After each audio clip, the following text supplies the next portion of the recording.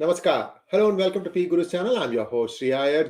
Joining me today is General Rajiv, and the battle for the United States White House has begun. This circus comes every 4 years to town, and this time it has come a little bit early, in my opinion. And we have a lot to discuss. In fact, General Rajiv's presentation opened my eyes to some things that I did not even know existed. So please, first, like this video. You are not going to see all this information anywhere else. I guarantee you that. So please like this video. And if you have not subscribed to our channel, do subscribe to our channel. So let's welcome our guest of the evening, General Rajiv. Major General Rajiv ji, namaskar and welcome to PGurus channel. Namaskaram, sir. A pleasure and honor to be back again on your platform after a while. So, General Rajiv, before I yield the floor to you, I want to play a little bit of a teaser on what we are going to talk about. Can we have the teaser, please?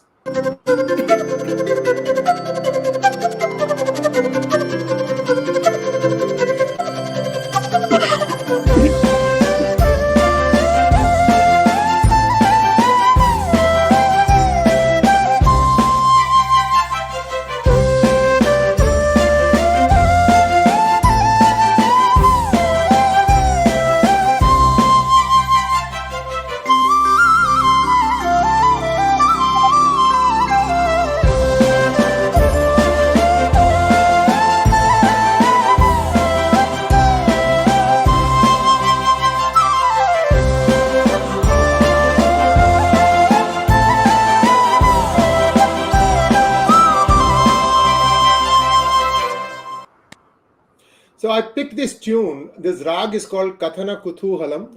If you understand Sanskrit, you understand Kuthoohal is enjoyment, happiness, and Katha is a story told in a happy frame of mind. And this was one of the favorites of composer Saint Tyagaraja. And in that, he composed a song which starts with Raghu Vamsa Sutta. Raghu is one of the kings that preceded Lord Rama, and they all belong to the Ikshwaku clan.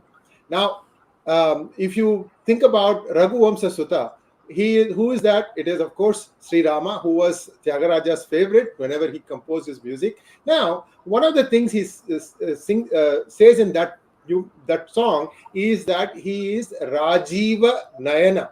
That means Rama had the eyes of a lotus, Rajiv. Now, guess who is our guest today? General Rajiv. Now, you may ask me, wait a minute. This is US elections and you're talking about Ram. Well, I have to quote Kabir ka doha, Jaise 𝙒𝙧𝙤𝙀 Ram hai, duniya dekhe nahi. So we are going to listen to General Rajiv show us a few things that I didn't know existed. Go, take it away, sir. Okay. Yeah, this time around, I had never called it a circus before. But I liked the term you used, and we discussed, and I said the circus is coming to town. Because there are so many players and so many wheels within wheels, and you look at it, I look at it more like there is a puppeteer behind who's pulling strings. And the faces we see in front are just that, faces. Do they have the power? And in the course of our talk today, it's barely about 2 weeks when I laid my hands on this information which I am sharing first on your platform. A good friend of mine had given it to me, and it shook me, and I did a lot of research on that, what I could, and I will share my thoughts of where I think what is going on and what is happening, and why the world is looking at the US elections always, because as yet US still stays as the most powerful nation on the earth and can create situations anywhere in the world and respond to situations anywhere in the world. No other country has that singular power as on date today. Yes, indeed, sir. And viewers, please like this video. I can't tell you enough, because what is going to come now is, in my mind, explosive. I've had a chance to take a sneak peek at what General Rajiv is going to share with us. Sir, we can get the deck going whenever you say. Let's get the slides going. So this is the US political circus.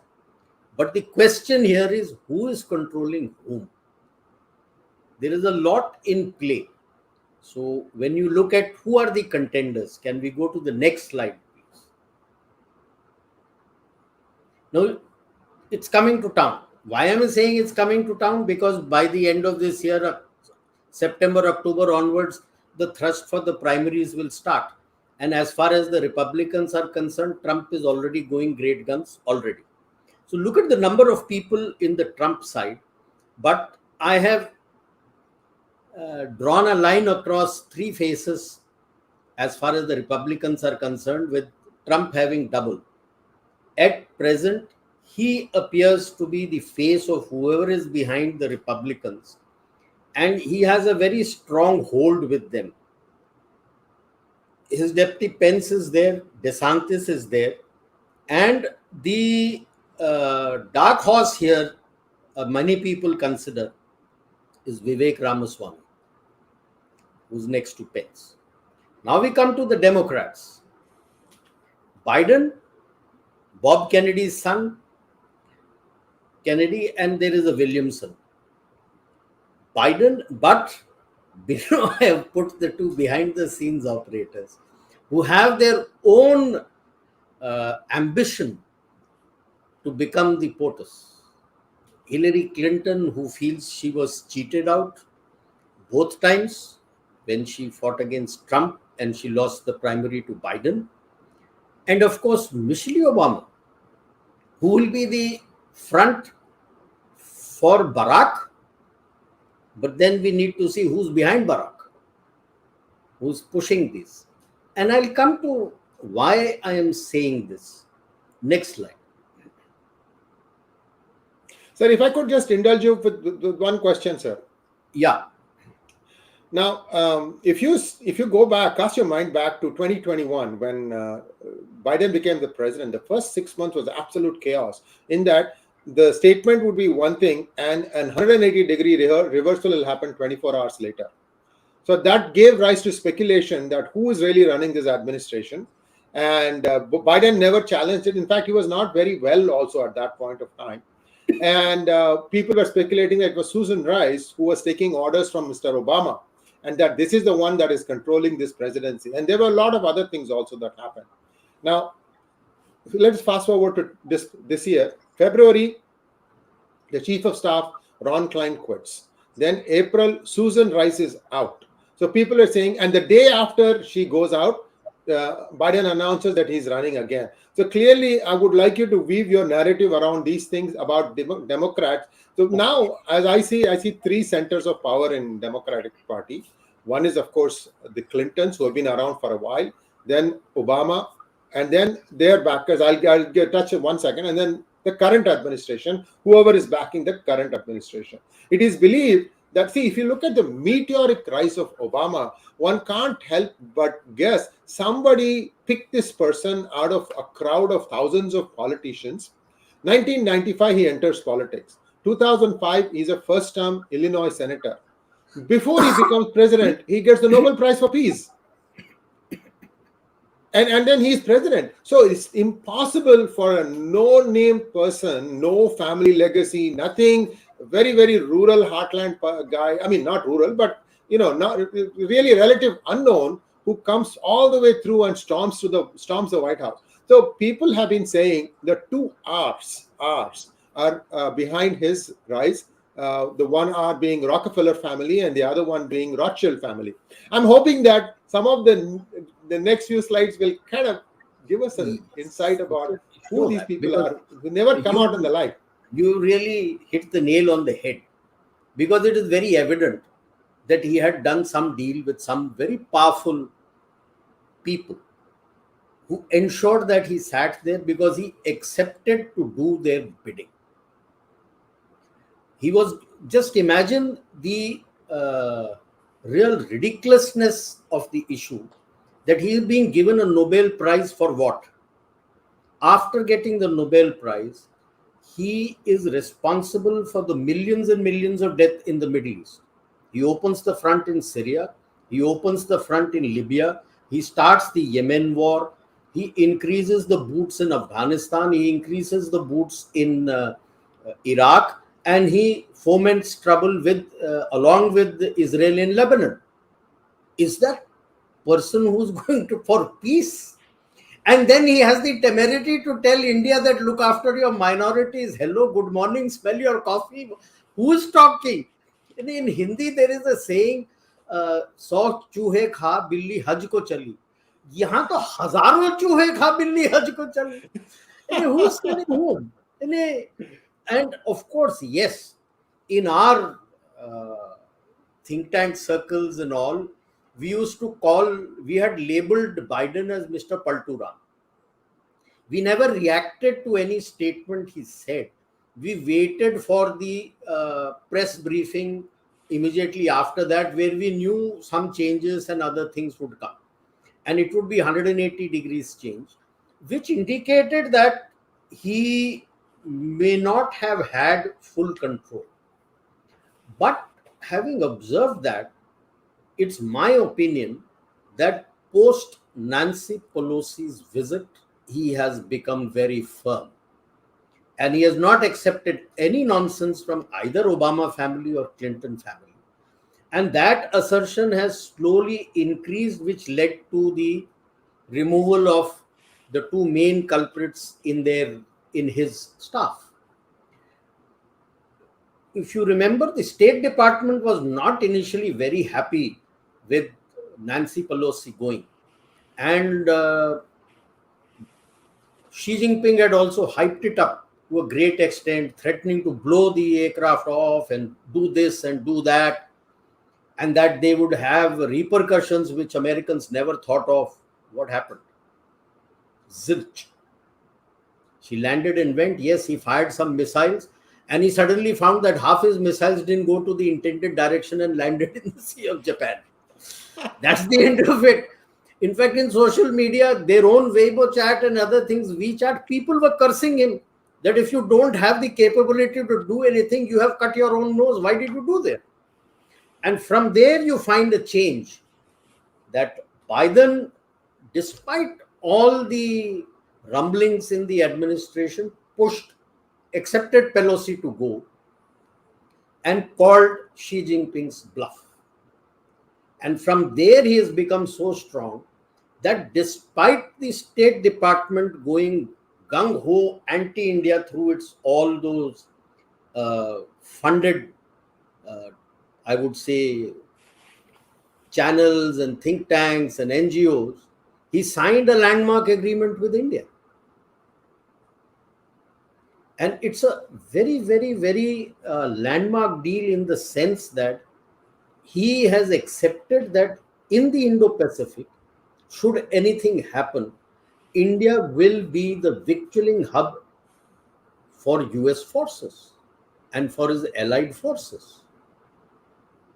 When you look at agreement, when you look at the 𝙒𝙖𝙩𝙦 agreement, when you look at the Predators agreement, and when you look at the naval logistics agreement that is being signed with L&T, Goa and Mumbai, this is a game changer for the Indo-Pacific, suddenly. And that is why you find Global Times is screaming blue murder. Of course, they have now feel threatened. Because earlier they had always thought that for victualling, they'll have to go too far. 𝙜𝙧𝙤𝙪 is a small place. But the moment you have India as the victualling base, it changes the game completely. Complete game changer. Which I don't think Obama and his people understood. General Rajiv, I just wanted to clarify my reading of the Department of State in the United States is there are three factions, sir. One is a pro-Pakistani faction, there's a pro-Iran faction, then there is a faction that sort of like maintains the peace, moderates who kind of react this way, that way, and so on. Sullivan, we don't know where the loyalties of Sullivan and Blinken lie, but more or less, if you notice, Blinken kind of follows what Biden says, and I think Biden is the one who identified Russia as the new enemy instead of China. That there is some interplay there. That is, we are going to play that out also. I just wanted to put on record that my perception is there are three groups in Department of State. Yeah, but I find that all these people, like if you look at the State Department was never too happy for having this deal with India, because India was charting a path of strategic autonomy, that I will look after my interests and I will do what I want to do, which is in the interest of the country. And but they wanted alliance with US. Alliance means that you obey the American diktat. But the DoD has been very clear that in the Indo-Pacific, if India is not with them fully, it will be very difficult for them to last. Now, with these agreements, you find the Trade Department is also very happy because they get an entry into the Indian market. All their companies, it's not just the military industrial complex. There are others also, which is dual use technology, also start getting a market. And the Western economy, for all whatever it is facing an issue today. If I may be a bit It's stagnated, conservative sir. in what I say. It has stagnated. Europe has stagnated completely, and US is growing a little bit, but you never know. That disease could spread to US. With this, there would be a lot of jobs which would come up out there, and there's a lot of trade which would go there. So you suddenly find that State Department, it's my reading, State Department on one side and the others on the other side, and State Department suddenly is trying to recalibrate. And that is where you find 𝙒𝙖𝙩𝙬𝙤, who's come as the ambassador to India, is finding it an issue, is not yet found audience with anyone of authority in India. And I mean, think tank circle and telling his point, giving out his views. He's as progressive as it gets, sir. 𝙒𝙑𝙬 is a smooth talker. I wouldn't be surprised if he gives up his ambassadorship to go back to politics, because there is a vacuum getting created in democratic politics, because everybody is octogenarian, nonagenarians, and they all need to move.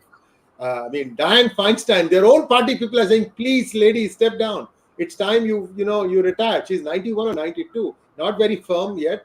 So, long story short, sir, let's get back to our main presentation, because there are some revelations that have not been done yet. Go ahead, sir. The issue is, while all these players are there, they are the players. Who is making them play? So, can we go to the slide which was there? So, the question is, who controls actually the levers of power? Is it the Capitol Hill? Or each party's power center? Or is there a deep state behind? And like I mentioned, the discomfort among certain sections was highly visible when this agreement was signed recently.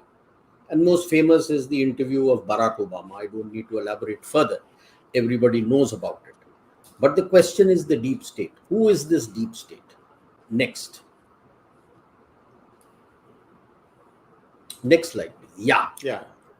Now, this is a book written by Dr. Coleman, 1991. And this has recently, I have given the link, released by CIA.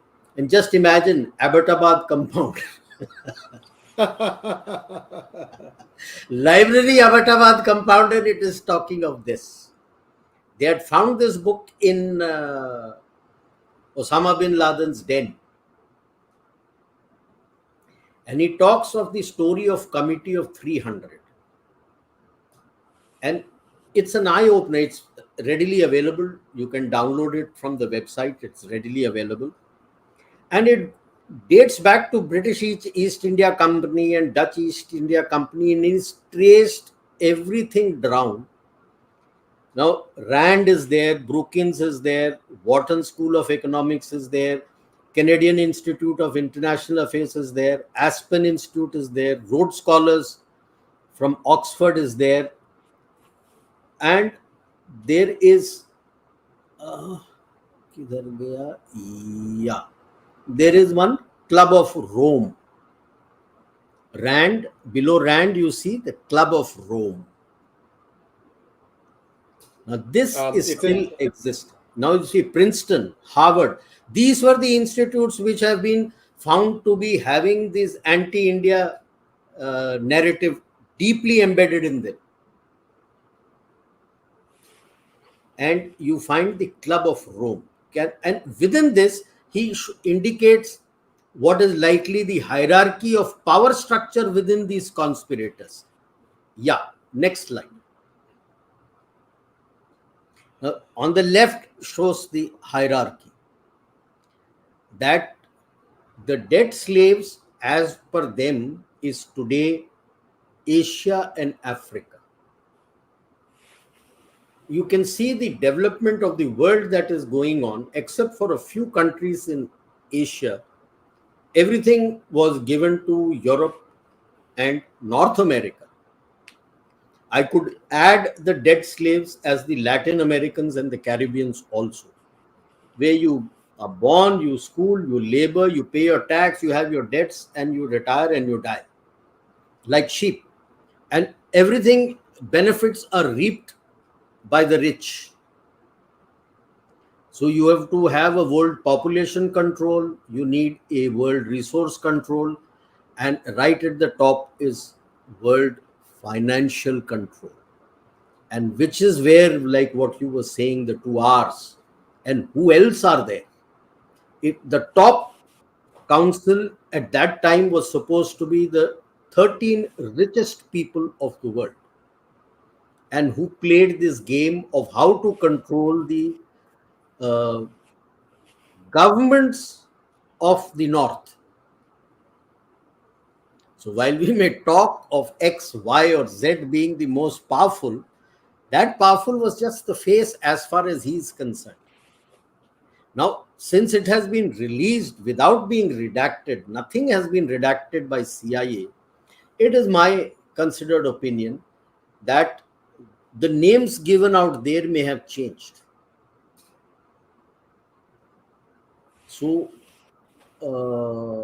if it still holds true, who is part of the hierarchy today? Rothschilds and the 2 Rs are still there, Rockefeller. Who else? The one name starts prominent is Bill Gates. Yes. Is Warren Buffett New also? rich.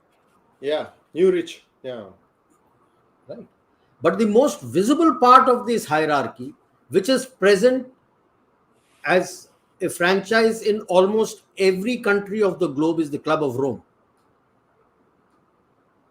It is there in every place. It is linked to a lot of NGOs, and it leaves one with the flavor that this is there in various places to keep a track that whatever they want continues. There was a very, I would say, disturbing video which came out purporting that Bill Gates has said that those who don't contribute to the economy don't need to live.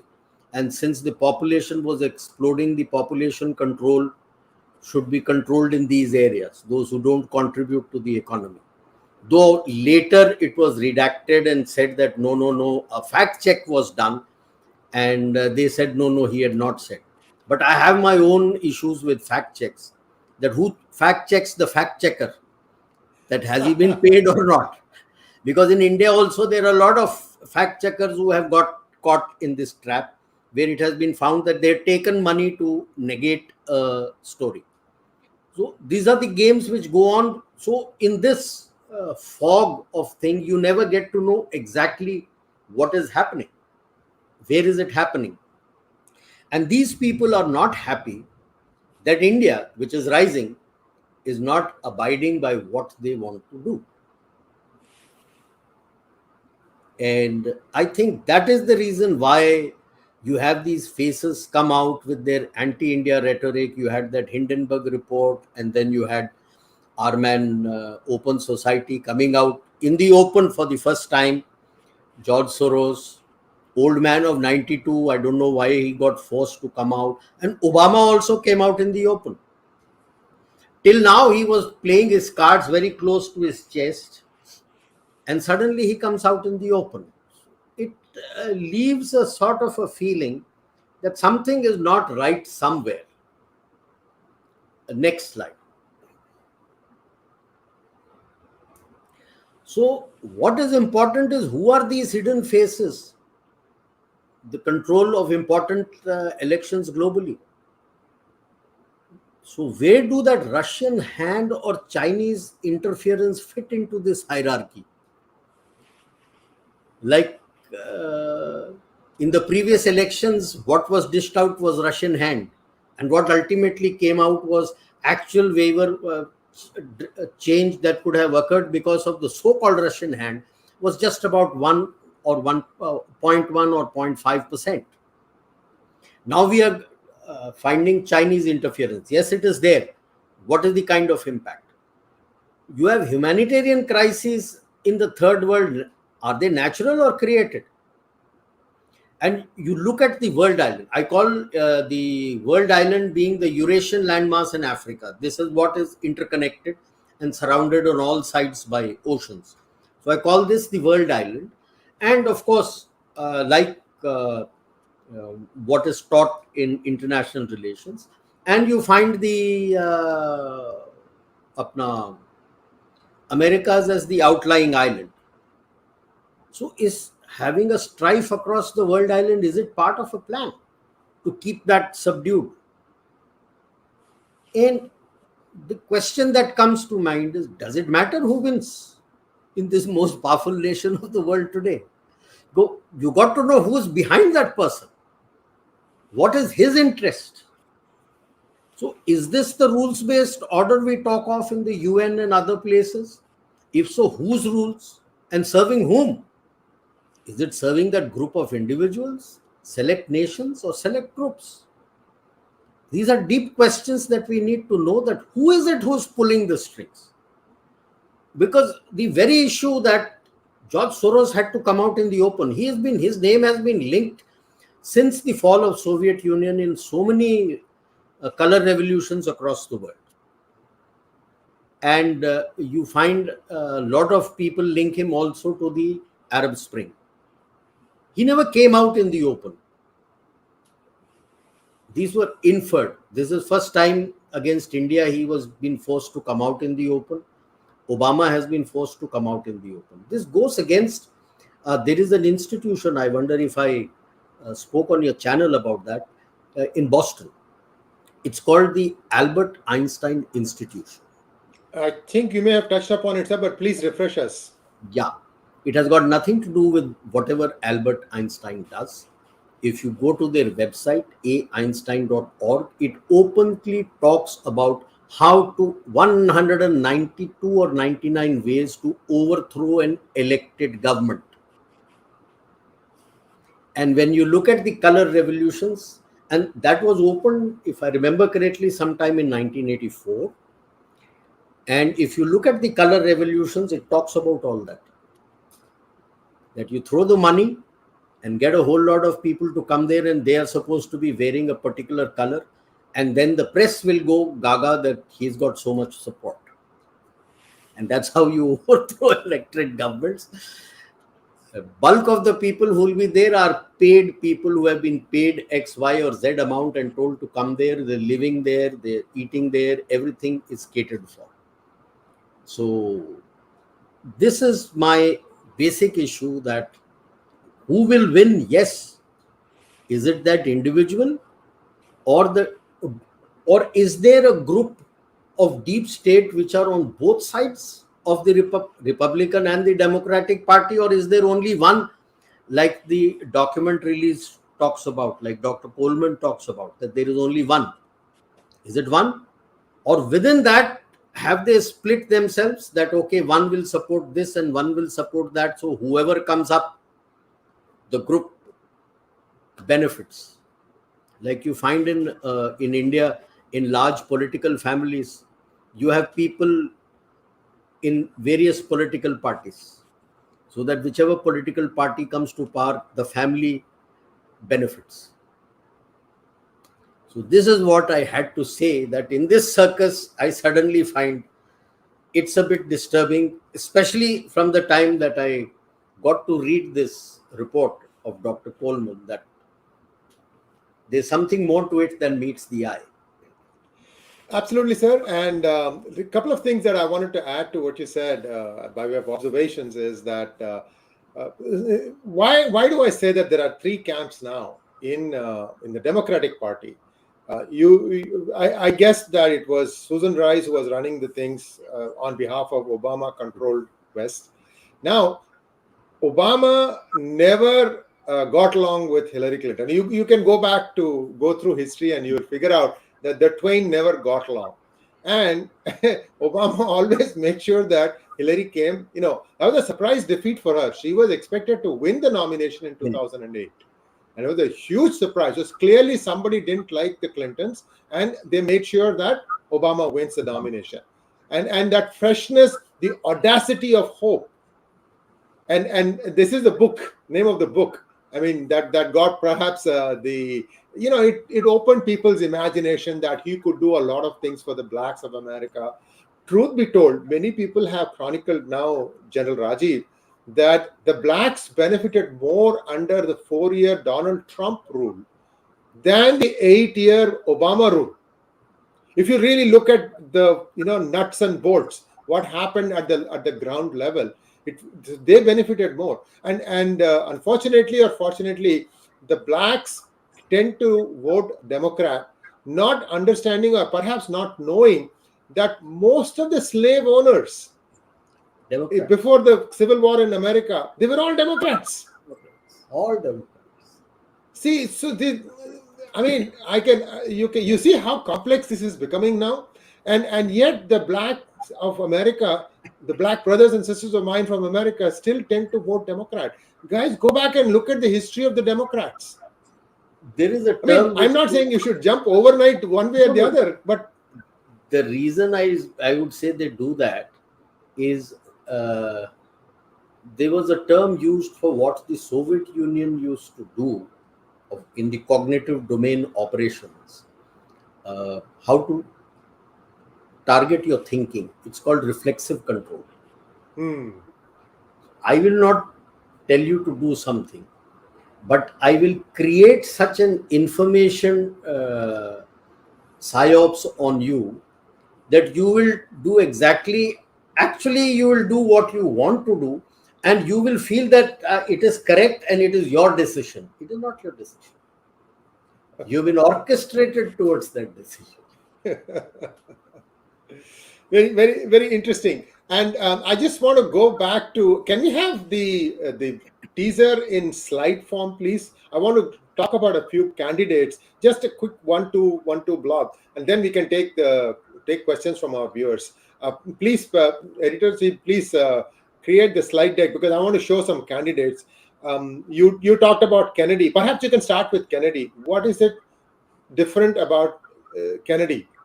Because he has come from out of the left field. He speaks the Republican language. He's a son of Robert Kennedy.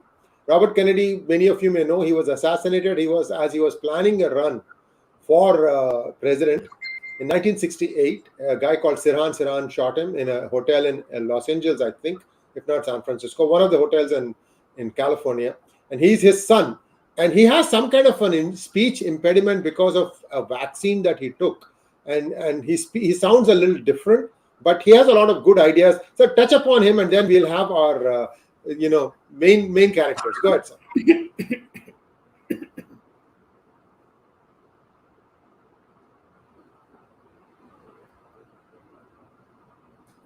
Can you hear me? General Rajiv, can you go ahead, sir? Floor is yours.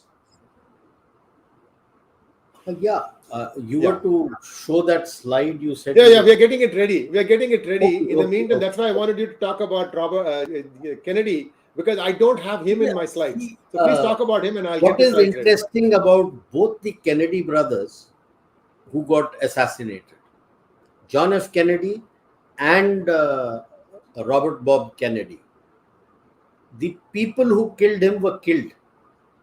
They were not brought to trial, and that has always been a question mark, that was it a political or a planned assassination, or was it actually what it was made out to be?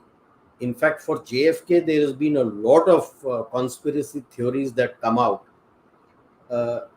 because both of them were being taken by the police, and suddenly from the crowd, a person has come and shot this chap down. How come the police never responded? And the people who killed were also eliminated, so that by the given death sentence and eliminated, so that you never got to know exactly what was the actual motive. Only when the trial is held will you get a motive that Why? What was the reason? What was the thinking? Why the person did what he did? So these have also been big question marks in the history of US, especially present one, which I have been knowledgeable about. And a lot of fingers have also been pointed circumstantially on Lyndon Johnson, because the moment John F. Kennedy passed away, was eliminated, he was not ready to expand his footprint in Indochina. And lo behold, moment Lyndon Johnson became the president, he expanded his footprint in Indochina, which was resisted by John F. Kennedy. And so there have been stories. I would leave it at that. They are stories, because you'll never get to know the truth, because those people who were involved, like I said, were eliminated. The person who killed him and the person who killed the assassin, supposed assassin, I would say, because we really don't know, were they the actual assassin? 𝙤𝙬𝙖𝙩𝙬 we know, because people were there. People were there. So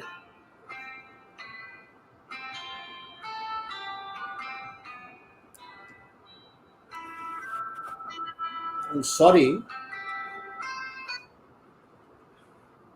Yeah, my apologies. No worries, sir. It happens at the most inconvenient time. Yes. I'm used to this. No worries, sir. These are, and having read a lot about these, what happened, what didn't happen, and then I also think a lot about the Watergate scandal. I think all the presidents take whatever happens to protect themselves. How come Yes, it was only Nixon who got caught? Well, you know, now that you mentioned Watergate, it would be remiss of me not to mention what happened after that. Gerald Ford became the president, and you would never believe who became the vice president. Nelson Rockefeller.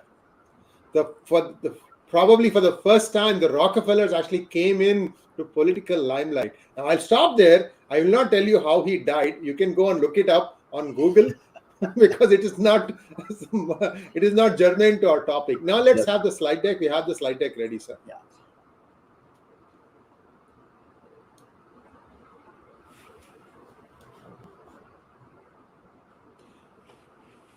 Yes. This is the presidential circus. The logo of the Democrats is a donkey. By the way, don't sneer, guys. Donkey is supposed to be very intelligent.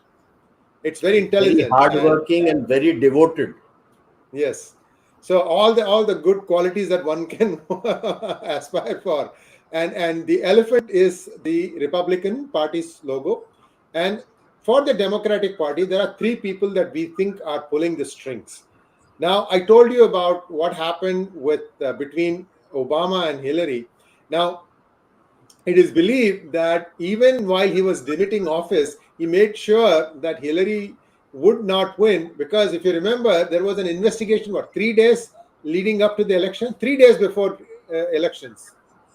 Yes. So this is where the question of FBI in Libya. Yes. So this is where the whole question about FBI's role came into picture. Up until then, at least in the recent past, nobody really talked ill of the FBI. This time, it was really, it was a big dampener. And I think many say that paved way for Trump to be the surprise winner. Although it is believed that Trump decided to run for president because he happened to be at a White House dinner where Obama picked him singularly and roasted him. Yes. Right. So your thoughts on these three players, and then I'll go on to the next one, because I think the Republicans have a very strong candidate who's not captured the imagination of the US. Please go ahead, sir. I personally feel when history is written after some decades, the worst president the US ever had will be shown as Obama. He has been the worst president and has created all the problems, especially when you look at the geopolitical situation around the world. He has been the single most person who has become responsible for it.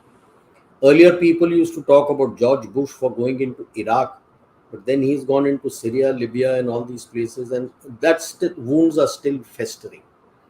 And yes, like I said, he used to play his cards very close to his chest, and he has been a very vicious person.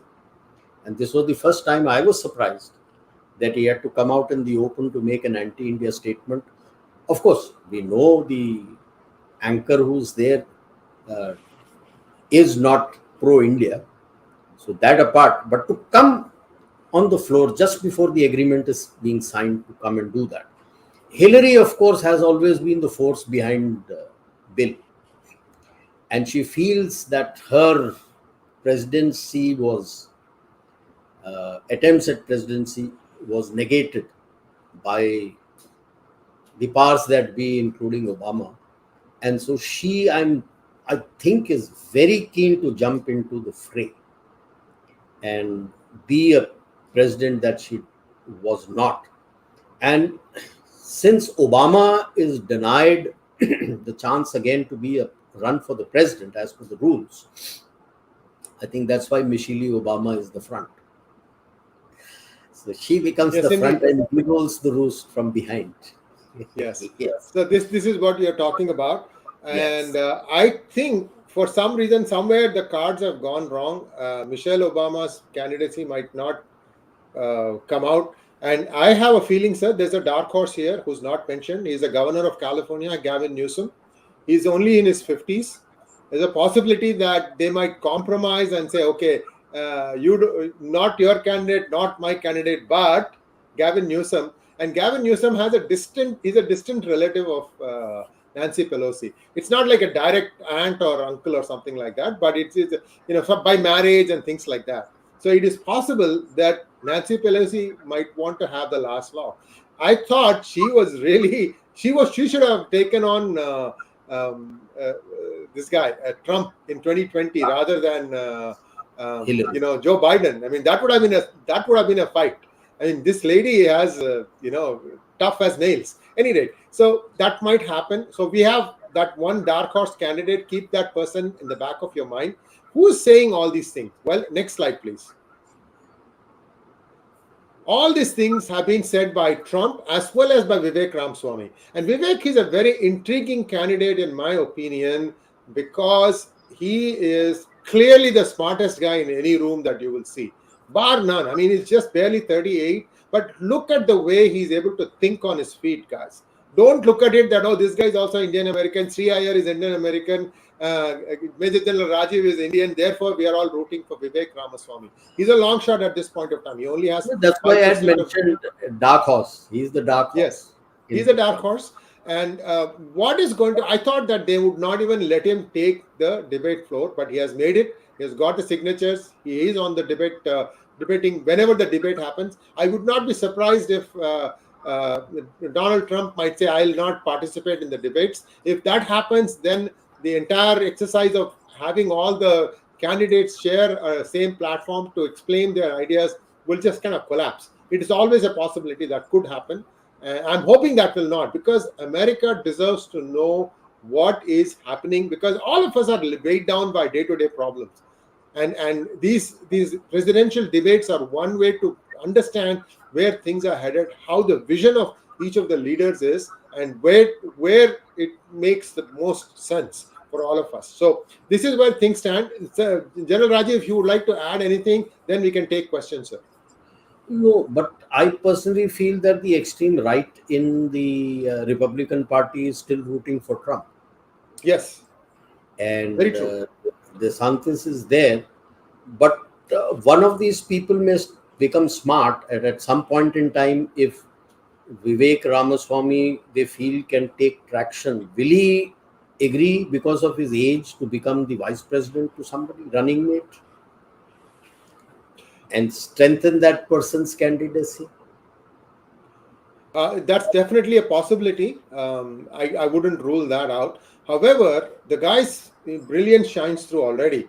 He's not like a Kamala Harris. Kamala Harris, you wouldn't call this person has really got some ideas or something like that, right? So there's a difference. So it's up to him, I guess. Yeah, because he speaks very well. He comes out Yes. very well. So, very true, very true. Let's take some questions now, please. I want only 3 or 4 questions. I'm running out of time a little bit today. Sorry, sir. My time constraint. I have a No, meeting no. that I need to go to. Mr. Lee wants to know, does the USA have an interest and a hand in converting the EU into a complete vassal state of the USA? Can we expect the USA to kill the euro? Hasn't it become already? Thanks to the Once Ukraine war. yeah. See, I have attended a few conferences earlier in my service, and from about 2014 onwards, you found these voices coming from EU that if we have to deploy anywhere, why should we deploy under the NATO flag? We should deploy under the EU flag. And the anti-piracy at the Gulf of Eden, there were 2-3 ships who were there deployed under the EU flag. In the Shangri-La dialogue in 2015, which I had the opportunity to attend, the defense minister of the EU Parliament, the African lady, the Italian lady, she openly told this. And when she was asked by the people, she said, well, if the country asks us, we'll come and deploy with the EU flag. And Angela Merkel was also pushing for the EU flag. If you remember when Trump had asked them to increase their budget to 2%, and she had Yes. openly and bluntly told him, if I have to do it by 2%, then I don't need you, I will do it myself. Why should I need you and NATO if I have to increase by 2%? And that was quite brutal. And I think this Ukraine war was organized as a reflexive control war to sort out the Europe, and Europe is over. And Euro is also finished today. It's done and buried. Germany is already facing recession. Italy is also in recession. France is stagflation. I think next on recession, if FTA with India doesn't come through, is UK. So that's where they stand. And so he's done it and made sure that Europe will abide by what Russia says. And my whole question, that's why I say, is that whose decision is this? Benefits whom? Like the Latin phrase "qui bono," it comes in the criminal legalese, that who benefits. After all, when you do a trial, you look at the motive. Who is benefiting from all this? That's where the motive comes from. So by doing this, yes, they are doing this, but who is benefiting by doing what they have done? Rahul Rathod wants to know, whosoever may be in power in either US or the West, India has learned diplomatic art of dealing with everyone except with Western media. India is dealing with their governments effectively. Your views, sir? You're very weak in information warfare. I agree with you, Rahul.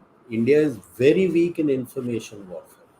See, information warfare is based on a fact around which you weave your story.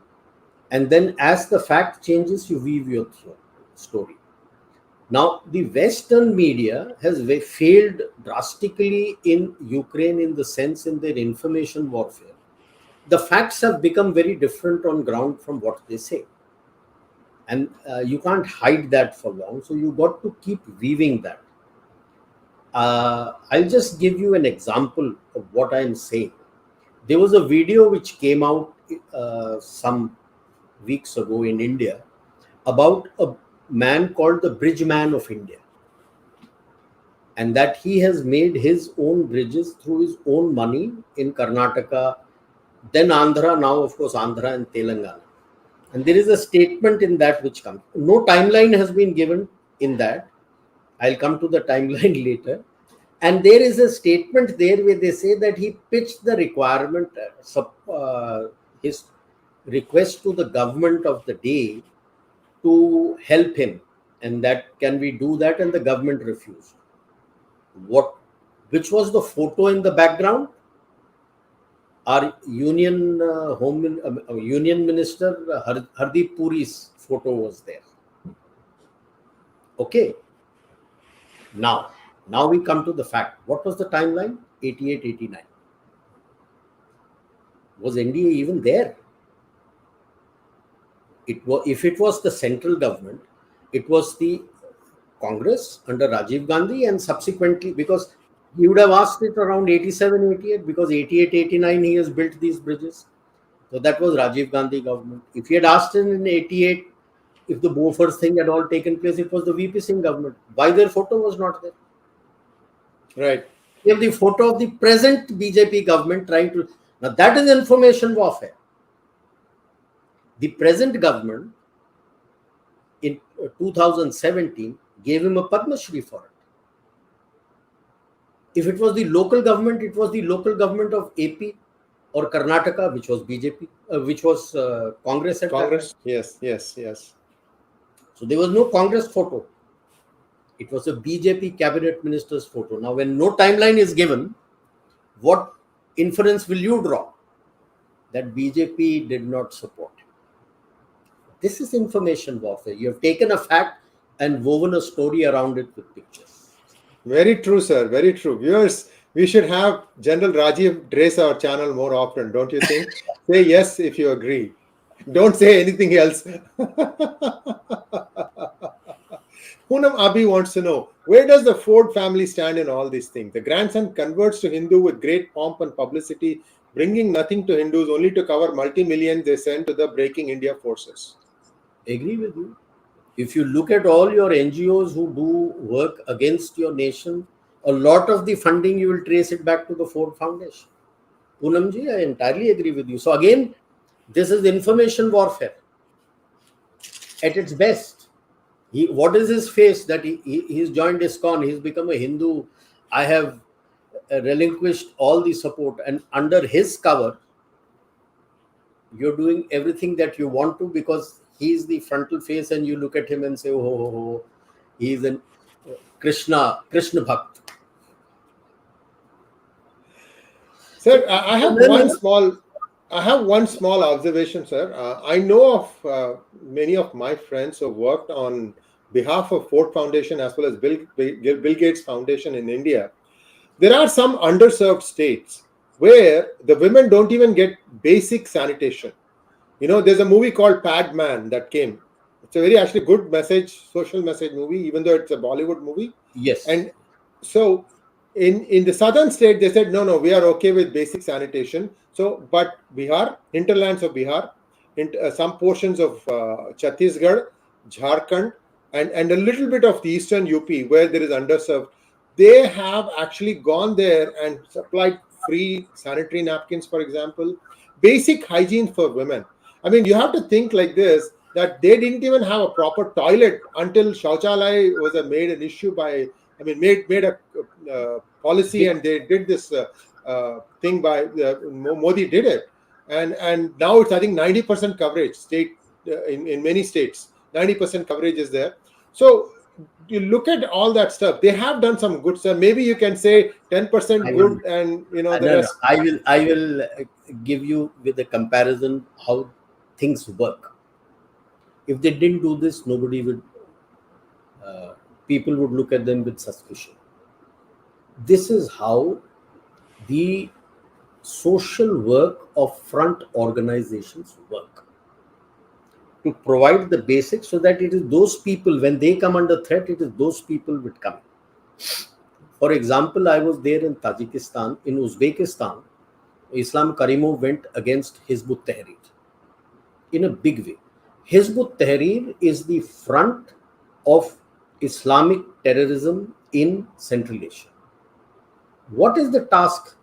They do nothing.